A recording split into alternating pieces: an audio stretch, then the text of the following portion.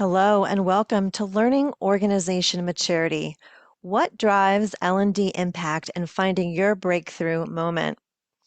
This presentation is presented by Kineo. A little bit about Kineo. Kineo is a global workplace learning company that helps your business improve performance through learning and technology. They invest heavily in research and innovation, constantly exploring new ideas and ways of doing things. They are passionate about learning technology and regularly share their insights, advice, tools, and technologies. Kineo has a strong background in helping clients create innovative online solutions to create better learning experiences. We have an exciting panel for you today, and leading that panel from Kineo are Steve Lowenthal and Cami Bean. So I'm going to hand it over to Steve and Cami. If you'd like to start sharing your screen, the floor is yours. Great, thanks, Melissa. Give me a moment here to share. Yep, I need you to stop sharing, Melissa.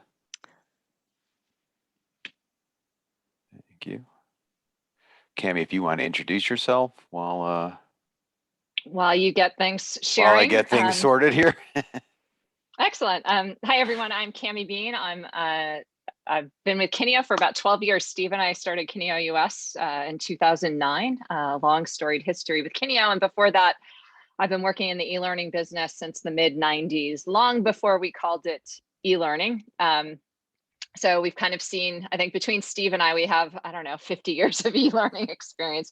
We've seen a lot come and go over this time. Really excited to be here today and excited to present our panelists a little later on. Great, thanks, Cami. And as Cami said, I'm Steve Lowenthal, co-founder of Kineo US and now lead Kineo's global product and marketing functions. So look forward to sharing a little bit with everybody today. We're also, we're going to do a quick introduction, but then we have some amazing panelists who are going to share some insights with us and their stories about how they've grown and matured their learning organizations. We'll do a more in-depth introduction with them in a few minutes.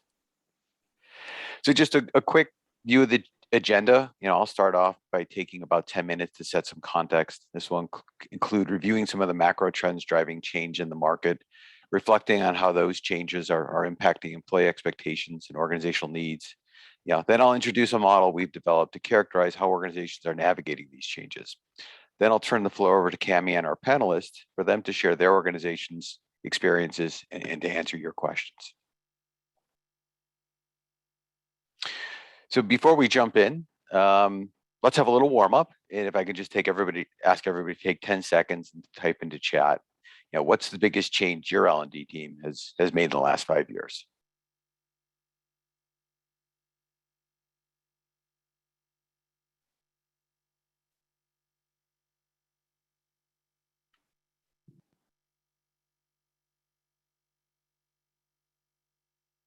Great. Well, thanks for sharing. As you all just shared, most of our organizations are going through significant change. And while there are many reasons behind these changes, some of the macro forces, impacting the markets today are the shift from boomers to millennials and Gen Z. With the exit of boomers from the workforce, millennials and Gen Z are taking a majority position in our workforce. And with that, the institutional knowledge of the boomers is leaving, and workplace expectations are changing quite rapidly with millennials and Gen Z. The fourth industrial revolution, fueled by the use of high-speed mobile, AI and automation, the use of big data analytics and cloud technology continue to increase demand for skilled workers. Globalization continues to repress demand for low-skilled workers and make global working with all of its challenges a job requirement for many of us. And of course, the elephant in the room, the pandemic, for white-collar industries, we're seeing a major shift to hybrid and remote work models that are creating challenges to foster and maintain a work culture. Changes to work norms like the hours we work and the need to work near an office, and simultaneously, close proximity jobs like healthcare, hospitality, and retail are experiencing unprecedented labor shortages. So needless to say, all of these forces coming together are really causing unprecedented change in our talent strategies and organizations. So let's take a look at what some of those those challenges are. The first thing we're seeing is turnover rates most of us have never experienced in our career. You're seeing statistics like 40 to 50% of people are considering changing roles in the next 6 months. There's some real reasons behind this. When the pandemic first hit, turnover went way down. So there's almost this cabin fever or pent up demand to change jobs that's now coming to fruition. People are really rethinking their priorities in terms of how the roles they want to be in and what's important to them. And frankly, they're feeling less engaged. We've all experienced a challenge of maintaining company culture in a remote work world. We're seeing this increasing drive to reskill. It's hard to open a industry publication without talking about the skills gap. Automation, remote work, globalization are all creating demands for more skilled workers. This, of course, applies to the blue collar worker whose job is replaced through automation, but it also applies to the salesperson, the training leader, or the instructional designer whose job is changing due to a more educated buyer, increased focus on data and metrics, and the introduction of new technologies, just to name a few of the drivers behind these changes. We're also seeing this dramatic change in expectations from workers. This generation has really different expectations and priorities than previous generations. Our parents' experience of trading a good wage for a good day's work are really in the past. Employees choose their employer based on the purpose of the organization. They want to belong to something bigger than themselves. They also expect their employer to help them grow and develop. And the reality is they may choose to take that growth and development to their next role in your organization, or they may choose to take it to another organization. And the reality is we may not like that as leaders in organizations, but we have to embrace it and to be successful today. Lastly is really just the expectations about the nature of learning and training itself. This is often referred to as the YouTube generation that learns through apps, videos, snaps. And if we don't find ways to meet people where they are, there's a good chance they'll just tune us out. So those of us those are just some examples of the changing landscape we face. I guess the silver lining here is the emphasis and need for learning and development in organizations has never been more in demand. The call to really integrate learning and development into an organization's strategy has never been more compelling. So with that in mind, about 9 months ago, Kineo conducted a research study to better understand how organizations were facing these challenges. You can see some of the firmographics here, but we spoke to about 52 different organizations to try to understand the market a little bit better. And as we tried to make sense of the data, we initially looked for trends around industry and size of organization, but we didn't see trends that align with those metrics. What we found was that really behaviors clustered around the maturity of the L&D organization themselves. And through that exercise, we broke organizations into 4 categories. The first is what we call chalk and talk, and these are organizations really focused on meeting the basic needs of the organization, like compliance and core job skills. Then there's a next group is called brilliant basics. And these are organizations looking beyond basic skills to address things like leadership and soft skills.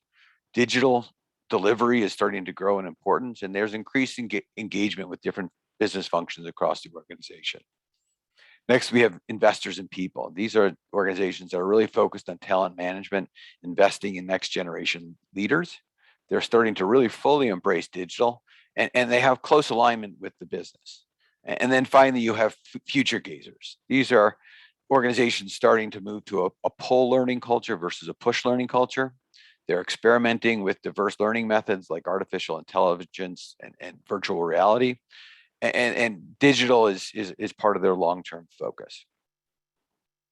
So with these in mind, I guess we are curious before we turn things over to our panel, where our audience sees them today. So Melissa, if I can ask you to launch the poll, that would be great.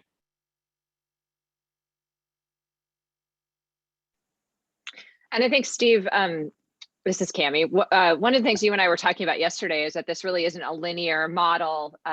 It's not, you don't go from point A to point B to point C to point D necessarily. Maybe you can expand on that a little bit, because I think it's really important to understand this is not a rigid.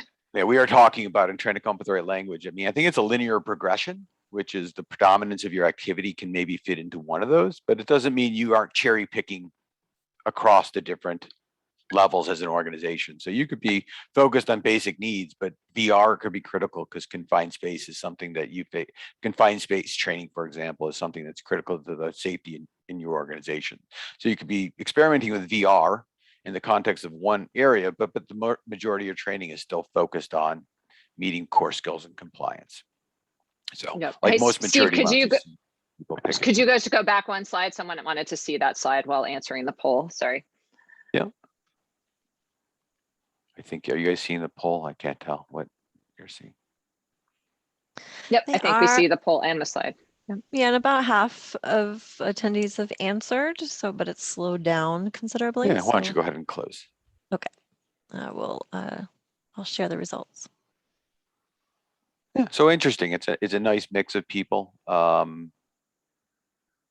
That, so a lot of people who've made a lot of progress towards investors of people and brilliant basics, and some people who are still sort of in the beginning stages of their development of their organization. So I think that fits well with the conversations that'll follow. So the next question regarding where you are, where an organization is in the maturity levels, is how do you take the next step forward, right? That's what logically follows. And as we started to dig in and talk to organizations, we again characterized the activities people take into a number of categories. So those categories are the processes, and we'll go into each of these in quite a bit more detail as we move forward. The people and skills in the organization, the technology you deploy to manage and deliver learning, how you're leveraging data and technology to measure and evidence your success. And then finally, the governance you put in place. How do you interact with the rest of the organization? What are the kind of norms and standards that you put in place to manage your L&D department as a business? And with that, I'm excited to turn things over to Cami and our panelists to really hear their stories and examples of how the journeys their organizations have been on as they've worked through a version of the maturity curve. Excellent. Welcome, everyone. Tesh, Warner, Preston, I think it's time for you to turn your cameras on. Steve, you can move ahead to the next slide, and we'll do have each of our panelists introduce themselves, share a little bit about your background, maybe how long you've been at the organization, that sort of thing. Tesh from Red Hat. All right, well, thank you. And thanks for this opportunity. It's great kind of having this conversation. So my an interesting past. I spent probably the last almost 25 years in some form of learning organization, specifically in the tech industry. So I worked for IBM for a very long time. I left and joined Red Hat, which is an open source technology company, probably about 5.5 years ago. And again, in the learning space, I spent a lot of time in various different roles, from learning consultant, actually starting life as a facilitator, moving into kind of doing kind of e-learning development with a production team, and then kind of progressing kind of into my current role at IBM, which was really around kind of helping manage a set of learning and talent platforms that we use for helping people either find training or developing their career. And into my current role, which is focused on really building kind of an internal learning platform and a set of core services for supporting the delivering of learning experiences to kind of all of our global employees, which is right now numbers around about 18,000 employees. So that's me. Great, thank you, Tesh. Warner from Ace Hardware. Thanks, Cami, and thanks, Steve, for the opportunity. And good morning, good afternoon, everyone. As Cami mentioned, my name is Warner Ebling. I'm with Ace Hardware. And I've been with Ace for a little over, close to about 6 years now. And previous to Ace, I was with Office Max and Office Depot for over 20 plus years in the learning capacity. So part of my background is primarily always been in retail. but oversaw a few areas such as retail, supply chain, and compliance for different companies. In my current role, I lead a high-performing team of 5 individuals, and we're responsible for ACE Hardware. And ACE, for those of you who are not familiar, we're a co-op, which means our ACE owners own the company. So we're here to support our 5,000 domestic stores, 3,500 plus owners, and our 80,000 red vested heroes that are out in your local ACE stores. So hopefully as everyone's had a chance to visit an ACE store and received helpful service. And we're here to support the skills, knowledge, and development of all those associates in the stores as best we can to make our ACE owners successful and taking care of all of our customers. So it's a pleasure being here. Thanks, Warner. It's a pleasure to have you. Steve, could you jump ahead to the next slide and we'll share Bevan Preston. He's not on the call today. He's actually in Australia so it's the middle of the night. So we took the liberty of interviewing him in advance, and you're going to see some clips from some of his interviews. So we're doing a total multimedia presentation here. Steve, you can roll it. I want to make sure I need to unmute myself. So my name is Bevan Preston, and I'm a learning solution designer at TPG Telecom, which is a recently merged business between Vodafone Australia and TPG Telecom. I don't think maturity is really about the kind of technology or the kind of modality of learning in your business. I think it probably has more to do with how the business works with its learning function and the purpose that it deploys its learning function. All right, great. So that was our multimedia intro to Bevan Preston. And now we'll go back, Steve, and we'll introduce Preston Gales, who is currently the head of design here at Kineo, and but a long storied history in e-learning and a lot of insights to share. Preston, over to you. Yeah, thanks, Cami. I fell in love with digital learning back in 2001. I discovered Element K. I don't know if anyone remembers Element K, but I stumbled on that, was able to learn web design in just a few days, and that was kind of an aha moment for me because it actually saved my butt at a job that I wasn't supposed to have. And I've been creating learning solutions for organizations since about 2003. After that, my most relevant experience for this call, like Cami said, I'm the director of learning design at Kineo now, but before that, over the past 12 years, I've been in a few different places. The past 4. I was at BCG building their digital learning function. Before that, I spent 4 years at Harvard Business School creating digital learning solutions like online simulations and role plays to enhance the learning experience in the classroom. And then before that, 4 years at Signy University from 2008 to 2012, converting much of their in-person curriculum to digital and kind of a blended format. So all the organizations I've been with the past 12 years have had to go through this journey. So excited for this discussion. Great, thank you, Preston, and thank you, panelists. Really excited to dig now into the discussion portion of our time today. And the way we're going to structure it is to talk through each of those 5 categories that Steve mentioned that really are the hallmarks of a more mature organization, and it's thinking through process, people, technology, data, and governance. And I'm just going to ask you each to kind of share your thoughts. If you have any, you can skip some of them if we want to. But thinking about what's been that breakthrough moment for you, what have you done at your organization to help mature things, to help you get more impact? You're serving, I mean, Warner, you mentioned 80,000 learners. That's not small change. Tesh at Red Hat, you're serving over 17,000 learners. And I know that number has changed. It used to be 10,000 when we first started working with you. Red Hat's obviously gone through a lot of growth. Warner, why don't we start with you in terms of process, as you think through the kinds of systems and structures that you need to have in place to bring accountability to all these solutions that you're putting out there. I'm sure you're creating a lot of digital assets, a lot of classroom assets. How do you ensure that consistency and accountability across everything that you're doing so that it's always ACE quality? Yeah, thanks, Cami. Great question, right? It's 80,000 associates, and even previously with Office Max 2 at 35,000 associates, roughly.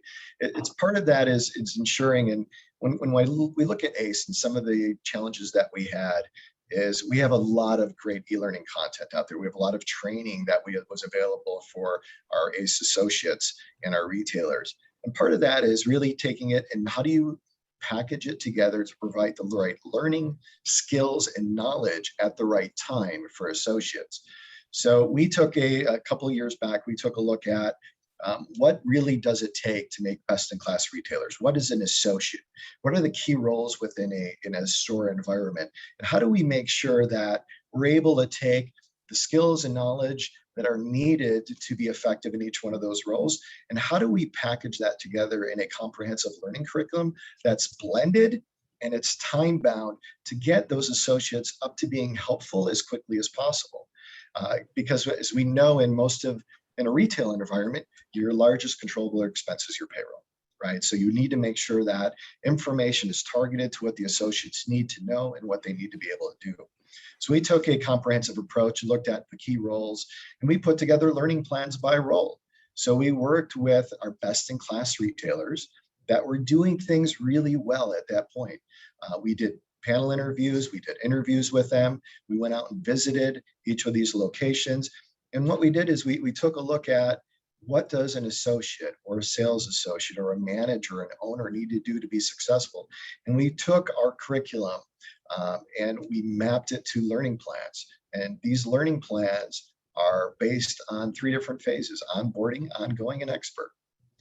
To really help identify, we looked at onboarding. What is the basic skills that someone needs to do to get up and running and be helpful as quickly as possible for customers that walk into the store?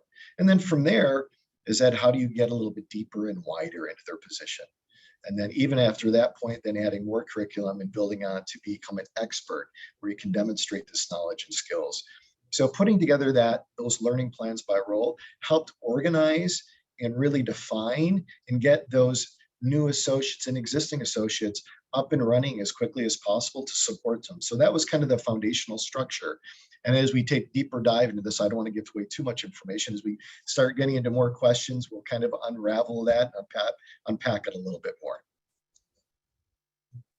Yeah, great. I think we could spend the whole time digging into that for sure, Werner. Preston, when you and I were speaking, setting up for this call, I think we were talking a little bit about what are some of the challenges of a smaller organization. Let's say you're that organization that's just getting started. You're not already serving 80,000 learners. What should they be thinking about in terms of process? So when you're small, it's fun and it's almost necessary to go without process. Just get it done any way you can. Just get it done. And that's how a lot of startups are. I was at a startup in the beginning, and you kind of have to go without process and just kind of everyone does everyone's job. But there comes Wild West, and it's fun, but it's chaotic and it's inefficient, right? As you get larger, there's a threshold. I don't know exactly where the threshold is, but there's a threshold where you have to say, we need to do things consistently. And it's not a fun conversation because it's not sexy.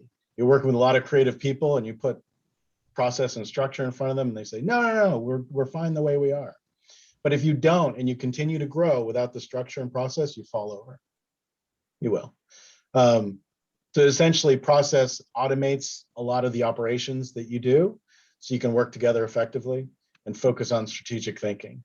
So it's hard to think strategically when you're a small organization just trying to get stuff out the door. You need this to take the next step.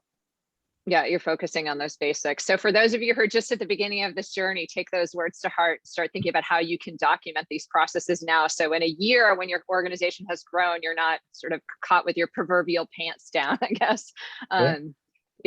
Take the time up front now. I just want to see, Tesh, if you have any thoughts on process.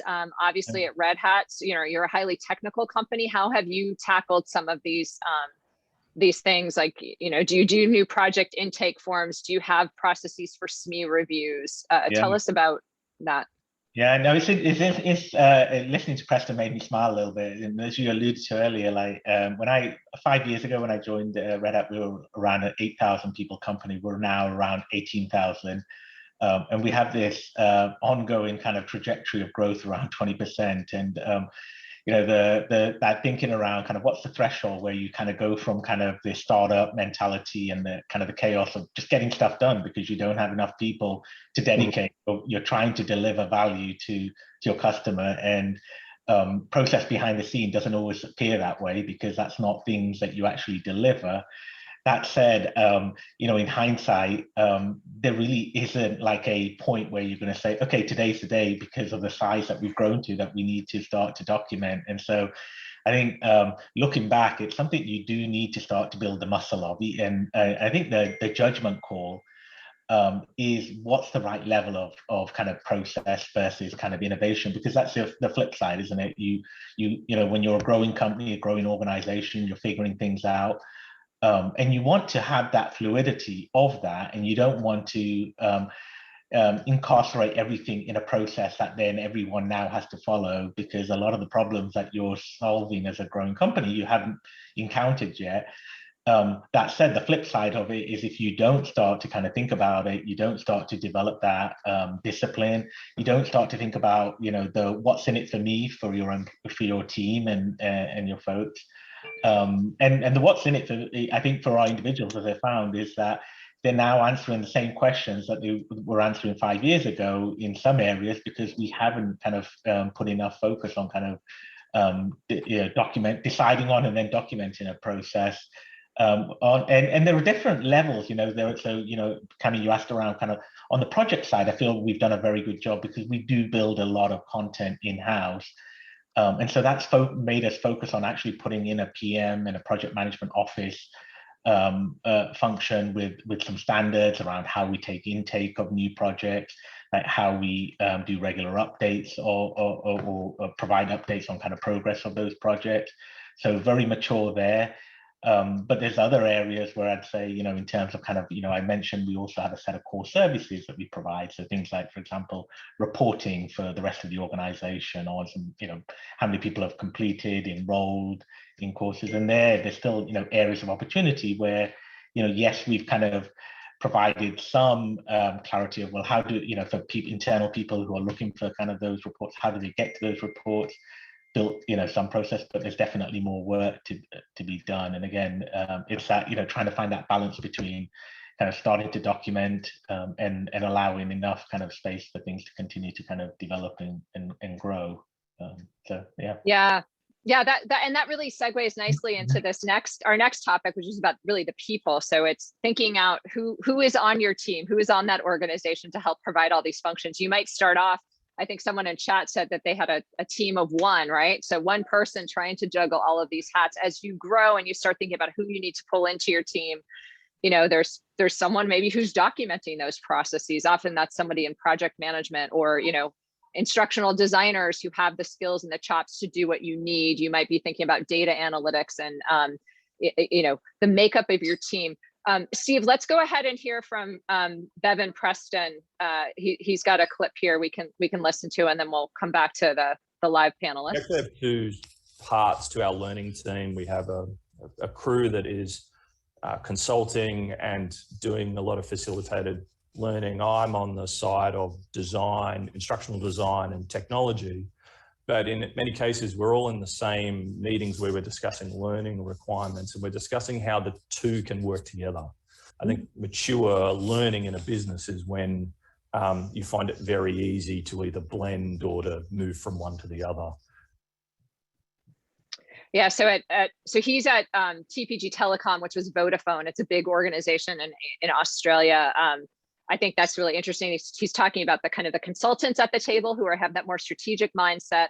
And then there's kind of the doers and the tactical people who are out there doing it. Tesh, why don't we start with you, just in terms of thinking about that team structure that you helped evolve at Red Hat over the last 5.5 years, or in previous orgs? Yeah, I mean, and we've definitely kind of grown and added, you know, different capabilities or skills, and it does become some of, you know, it requires you to kind of grow to a certain point. And so, you know, you start off as kind of these jack of all trades, and as you grow, you kind of figure out that there are, maybe now you can afford to have someone who's a dedicated data analytics person and a reporting function. And around project management, I already mentioned, we kind of had, as we grew, we realized, well, in the absence of having a PM on the team, we were basically having everyone do a little bit of that PMing, because it's not like that work doesn't exist, it's just kind of being spread. And so there is kind of this progression as you kind of continue to grow, figuring out what roles can you afford to add. And I think one of the things I would say is you have to be thoughtful about that. And the way we've kind of approached this is that we have kind of a layered model. So we have people who are essentially kind of full-time, who are part of our regular staff. We complement that with contingent workers, so contract staff that we have kind of in the and folks that we can bring on and in the event that we have to make some tough decisions, which really we haven't seen yet, but that gives us a little bit more flexibility. And kind of the third piece is the managed service, which is finding vendors or suppliers that can provide some of those services, and really thinking about and being intentional about which of those services do you need to have in-house and do you want to grow in-house, and which of those can you grow either through contingent or managed services. And that kind of layered model, something that we've embraced kind of throughout kind of all of the different capabilities that we have in our L&D organization, so that we're kind of our investments. So Warner at ACE, I mean, you mentioned you have a team of 5 serving 80,000 people. Tell us a little bit about that. How do you get so much done, and how do you identify who are the right people to have, and how do you decide? I mean, I know like Tesh, you're looking at outside vendors to help support that process too, because we work with you. So give us that picture. Sure, absolutely. And when we talk about the team, we have curriculum developers, and it's really kind of it's a blended skill set.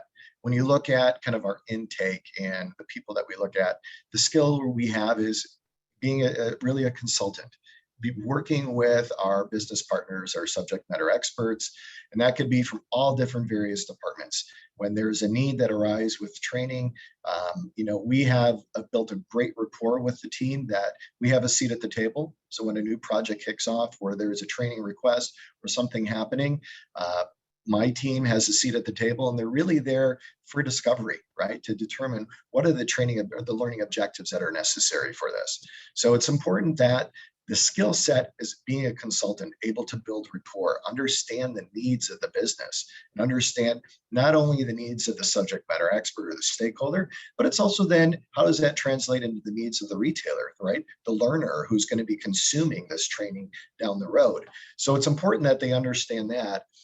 And then I think, as Tesh mentioned as well, it's important for the project management skills. Each one of the curriculum developers on the team has excellent project management skills to manage multiple projects at any given time. And there's a lot. There's a lot of different things happening from a small project, which could be a simple learning aid or job aid along the line, to very complex projects, developing virtual training that we have for our retailers out there. So it's important that they have that blended skill set, not only a consultant, project management, but then, it's also instructional design. Right, being able to, and as Tesh mentioned as well, is the managed services, and that's where we do a balancing act of what can we develop internally, and then where do we leverage our vendor partners such as Kineo with projects that we really need to bring up to expedite, get out there, because we are managing so many different projects at any given time, and the team does a great job with that. But that's kind of that foundation, and making sure that they understand also the analytics that go with it, because the team understands that it's important to understand what's working well, and then being able to understand how to then we duplicate and replicate that for consistency's sake, that goes out to the consumers or our learners.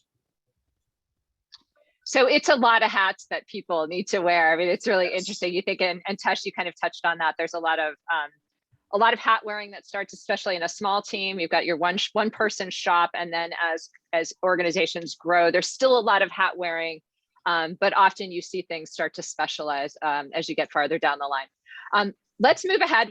We could talk about each of these topics for probably an hour. thinking about technology, and you know, we're all in the digital learning space, so I think this is a very hot topic. But looking at those mature organizations, they start thinking through some of these larger things. LXP, I know Tesh, you'll have something to say on that. You know, integrating with HR systems, thinking about social development, skills platforms. It's about more than, you know, an articulate storyline course, right? There's just so much infrastructure that goes into place to support strong technologies. Let's hear from Bevan Preston. Steve, just the next slide. And you can hit play. I like experimenting. I think experimenting within your team or within your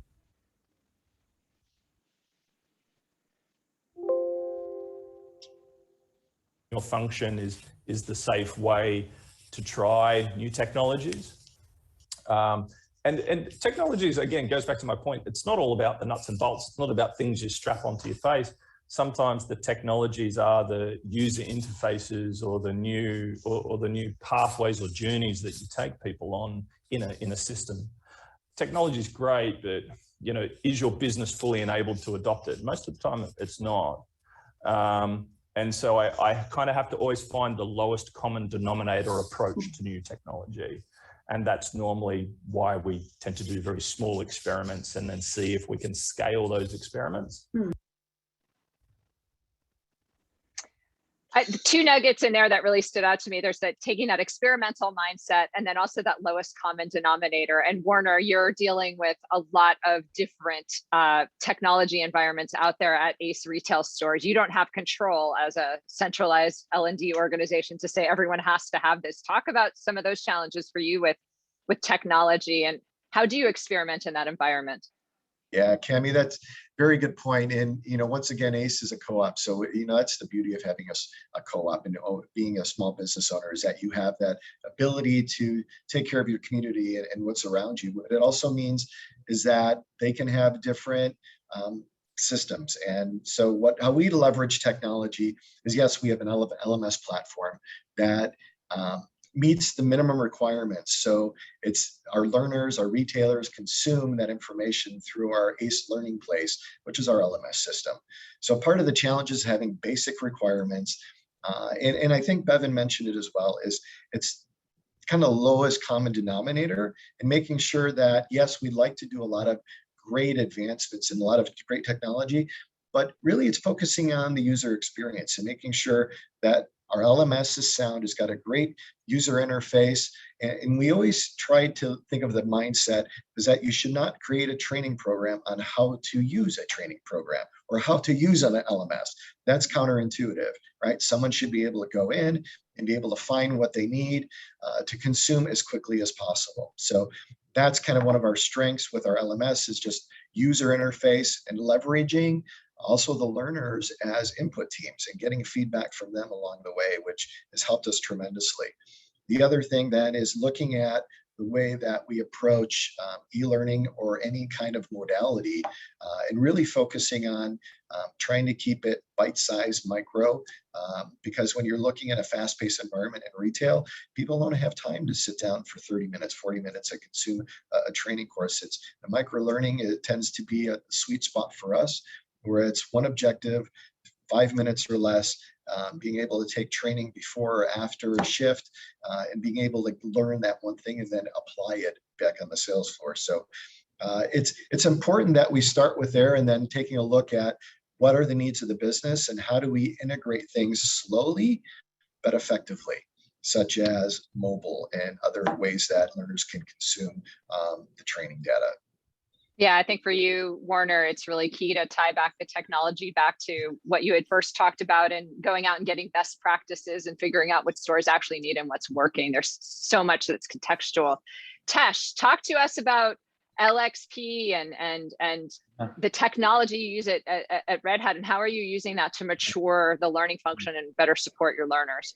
Yeah, no, it's great. It's interesting, you know, listening to Warner, like, you know, working in the IT industry for a company that kind of embraces technology, the benefit we have is we don't have to worry about kind of, the lowest common denominator as much, but that we also then on the flip side have this constant challenge of technology being seen as a solution to everything. And so when I, kind of keen in on what Warner was saying around kind of really understanding what it is that we're trying to solve, it becomes even more important, because there's always a desire to find a tool or a platform that's going to solve a problem or automate something which isn't working very well. And so I find myself oftentimes kind of, even though I kind of run the technology team, like trying to kind of push back on the introduction of even more technology. And part of that is a reaction to what I inherited was this huge set of different learning platforms, whether it was, in fact, at one point we had 2 LMS systems for our internal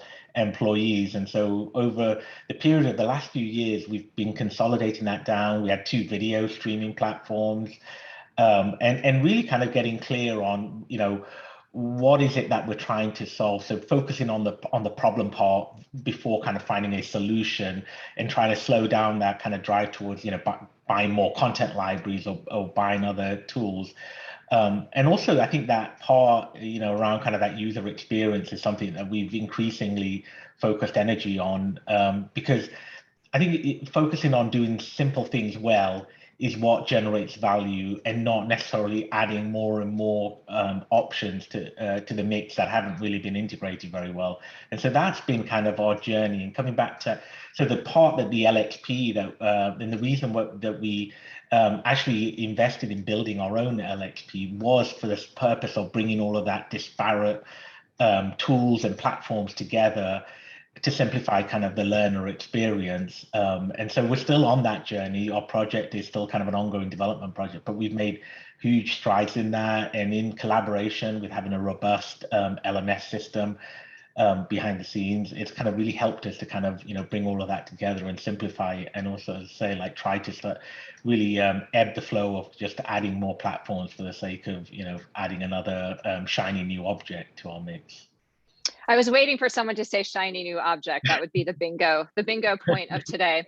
Let's move on to data and talk about, I think data has been the hot buzzword for a number of years, and I think organizations are really just starting to use it in some tactical ways. We think about performance data, we think about tying store results. I know ACE does this back to learner data to see hey, did that curriculum actually have an impact on sales? And it did. Or thinking about user experience data.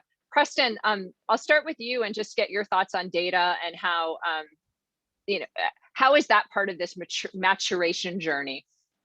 Yeah, so I mean, at the heart of it, at a high level, what does data do? Data helps us make better decisions. And when we're looking to make decisions around design, development, delivery, we need data. We've been doing that for years without data. Just, hey, we know best. Let's deliver something to you that we think is good. And then we're surprised when they don't engage with it. We need to stop ignoring all the data we have. So at BCG, we started gathering all the data we could, to the point where we were gathering surveys, focus groups, usage. We were going through 10 to 15,000 data points a month, and then getting those insights out and figuring out, where do we go next? What does this mean for the projects that are currently going on? What does this mean for the current portfolio? What needs to be retired or archived or refreshed? Where do we need to do better marketing around things and push things? So it's key to that next step of being proactive and seeing what the data tells you. Tesh, how are you using data? I would think at Red Hat, it would be everywhere. Yeah, it is everywhere. And I think, so there's 2 sides to this story for me. One is, we put a lot of energy into kind of figuring out how to collect our data into kind of what we describe as kind of a unified data base. So all these disparate systems, bringing them together in kind of one place to make data. So that solves kind of the plumbing problem, which is, avoiding having to kind of go fetch data from different systems with a bucket, but having an actual plumbing that brings that data together. What it doesn't solve is kind of, now you've got this kind of huge data set, And one of the things I think that we're still in the maturing phase, and maybe this is one of the things that we haven't maybe matured as much as I'd like us to, is around, well, what are the questions we're trying to answer? And I think that becomes really important, because when you have a lot of data, you can very easily get caught up in kind of vanity metrics and sifting through that data, but you're not really answering the key questions that need answering. And so trying to drive, stakeholders and the business, and really kind of getting to, okay, what is it that you want answers to? I think kind of then helps you to kind of focus on, what data and how to analyze that data, how to break that data down. So as I say, that latter part is a piece of the journey that we're still on, trying to get there. Warner, what about at ACE? Do you know what questions you're trying to answer? Yeah, absolutely. I mean, that goes part of the whole consulting portion of it, right? When we're first meeting with a business partner, is what does great look like? In the end, how do we know what success is for this training program? So when they walk into an ACE store, or they look at a system down the road, or we take a look at our virtual training, what does great look like? What are those metrics or those KPIs that we want to take a look at? And as Tesh mentioned too, right, there's a lot of data out there. It's what story can it tell, right? So we want to make sure we're taking a look at what is the story, that the numbers that we're looking at, and what information does that provide back to us to help our learners, or to show, yes, we achieved what we originally intended for. But it's having that time up front and really thinking about what is the feedback first? What level of feedback do we want to get? What is the data that we'll need? So as we're building a program or developing any kind of curriculum, we're looking at too is what are the data that we need to pull from it? And we work with the appropriate, whether it's our business analytics department or our LMS team, so that we are putting just as much development into the content, but in the development into the data that we want to be able to tell the story that we have, or we want to tell the story at the end. So it's important that we're putting that forefront and that mindset up front. But there's a lot of different information that can tell you if you're doing things well. And then it also, as Preston mentioned too, it'll help you identify maybe some opportunities that you might have. That where are learners getting stuck? Where are some of the difficulties that learners are having? If you can't go out there and be sitting next to them and working with them, the data will help you interpret and tell you some of the roadblocks or some of the stumbling areas that learners might be having. And then you can then follow up from there. And the team does a great job of identifying some of those roadblocks or hurdles, and then figuring out, hey, maybe we just need to simplify, or how do we make it better so that we don't run it, or learners don't run into those things. But data can tell a great story, and it's just how you position it. There's a lot to unpack there. I sound like an ABC News host, but we're going to keep moving. I'd love to do a whole session on data. I think it's a growing edge for a lot of organizations as they try and, answer the right questions. And I think, Tesh, I wrote down vanity metrics. I think there is a lot of capturing of those things that don't really matter. So it's how do we figure out what are those right questions we want to be asking? The last area that we really had identified through our research is this concept of governance. I'm keen to hear, from you larger enterprise, what does governance mean and how do you put that in place? It's different than process. Process is how you get things done, and governance is more about how are you strategic in prioritizing what gets done, and how do you ensure that you're, all the way back up to those, the core business goals. Tesh, let's start with you and hear about, at Red Hat, what does governance look like with regard to learning? Yeah, and this one is one that we've been definitely been thinking about a lot. Like, and I think governance gets a bad rap because of but like the words here, like structure, accountability, transparency, are the ones that I think kind of really help to call out kind of the value of governance. So at Red Hat, we have these values, and they're opposing. So there's one which is around freedom, which is around, people having open creativity to kind of be able to innovate, come up with ideas, try things. On the other side of that is this thing called accountability. And in our structure, oftentimes, I think in the past, we've been kind of lent too heavily on the freedom, which is, well, just go figure out how to do it and just do it without kind of having the checks and balances of accountability. And I think one of the things that governance kind of helps you with is repeatability and avoiding the inefficiencies of trying to figure out the same problem over and over again, as well as creating kind of a structure that people understand. So using examples, one example, for example, that we did on our LMS was that because of the open nature of our organization, there is a multiple enablement teams that actually build learning content outside of the, our centralized learning function. And so in an effort to kind of, as I mentioned earlier, we had these multiple LMS systems. What we did was we kind of opened up the keys to our LMS so that, other people who had content, who had an audience they wanted to connect with, were allowed to put their content in there. So that, that kind of created at least an open way for people to put their content. They avoided them going building different solutions. The flip side of that coin is like now we're kind of thinking about, okay, well, now how do we introduce some level of governance? Because in the absence of it, it's very hard to have a unified user experience if everyone kind of gets to kind of build whatever they want in whatever templates, whatever formats.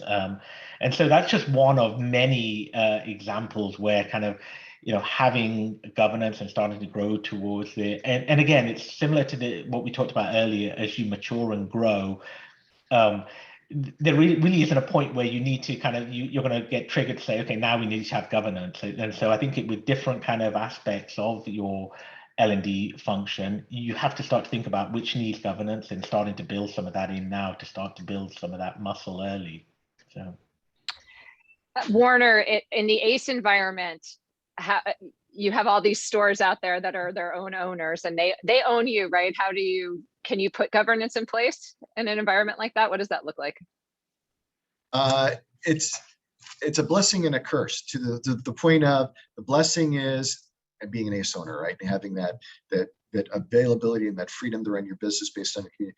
The curse is that there's so many great trainings out there, and we see so many, and I say that jokingly as well, is that we see more and more ACE owners and retailers taking training, even in this environment today.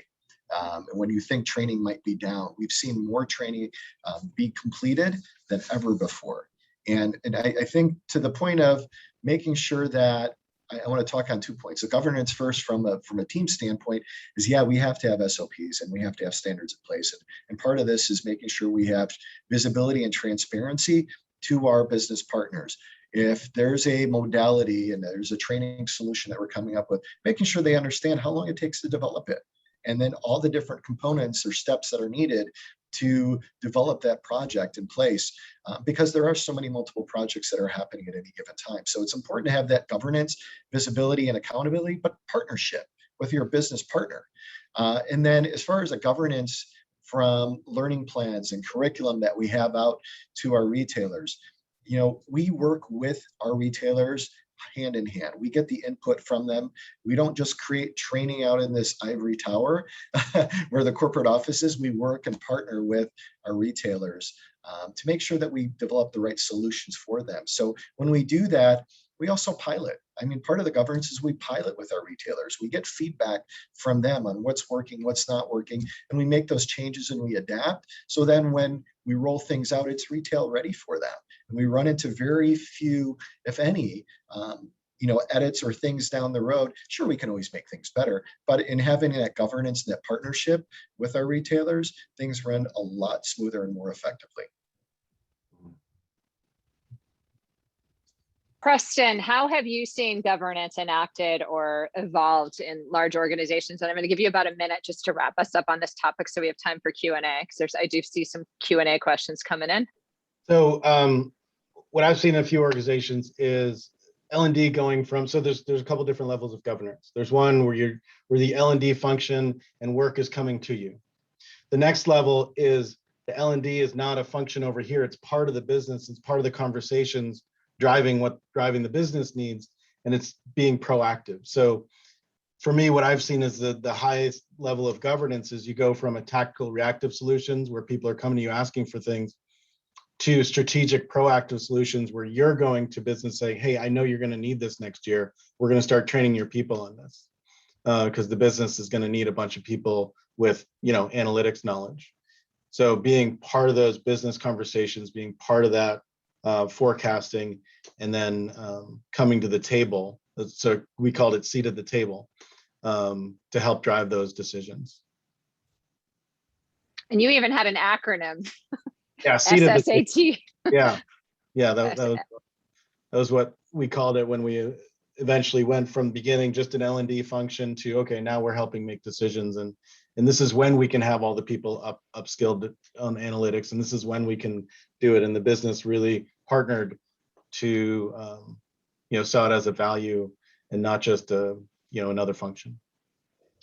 And I think that's really the true hallmark of the truly mature learning organization, is that you do have that seat at the table, right? You are having an impact on the business, and it's a positive one. You're not just a drain on resources, but actually having some impact.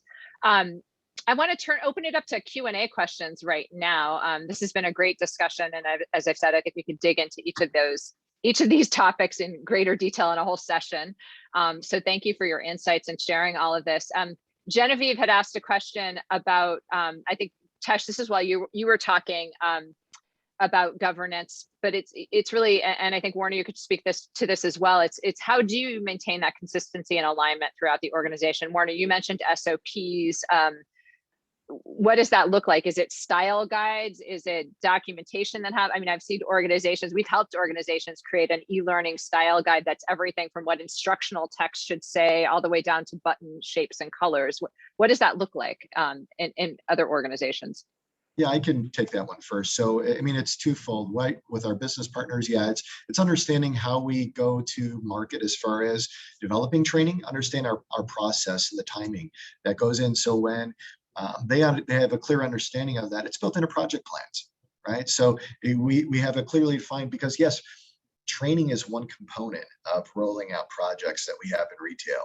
There's so many different business partners that have a seat at the table, but it's also making sure that training, as far as the development needed and integration of that training into our LMS and out to our retailers is captured. The other thing from a retailer perspective is that, as I mentioned earlier, we have our learning plans by role. So we have our core curriculum, our foundation that we have to say, this is what associate skills and knowledge is needed in order for them to be helpful ready. And then what we do is we build onto that curriculum, but it's built into a way that it makes sense from depending where an associate is in their journey, whether they're just starting and they're a generalist, or they're getting a little bit deeper and wider, or they're becoming an expert. We try to organize any of our training into those three buckets, so it makes sense no matter where you are in your journey. You can find it, you can access it, and you can implement on that training to help support it.